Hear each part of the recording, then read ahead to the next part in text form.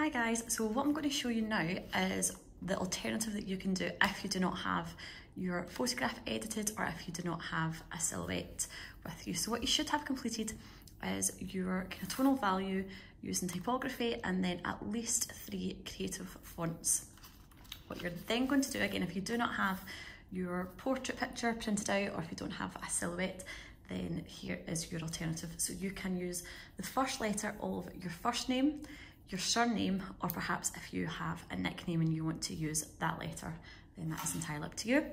First thing you are going to do is you are going to sketch out, write out just as you normally would, trying to take up as much of the space as possible and keep it very, very light. So I have written out a J here, and then what I'm going to do is, again, very lightly sketch out kind of bold bubble letter J, and again I want to take up as much of my page as possible. I do not want it to be too narrow, otherwise I will not have enough space for my font. So you can see I've got our kind of rough idea here. I can then go in and gradually neaten it up, but again what I want to do is make sure that it is as light as possible, because once you have filled it with your text, you are then going to rub that out.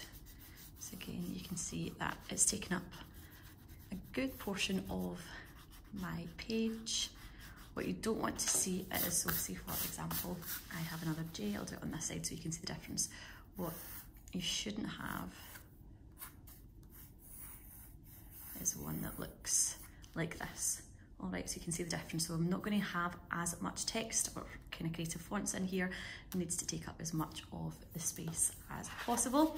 So again, it can look something like this. Now, exactly the same with your portrait, your silhouette. You are going to start to section off your letter. Again, it's entirely up to you if you want it to be straight across, if you want it to be like this one here, but it's perhaps a little bit more organic and I have some kind of curved lines. Again, thinking about the thickness of your line. So how big is your text going to be? Is it going to be capital letters? Is it going to be lowercase?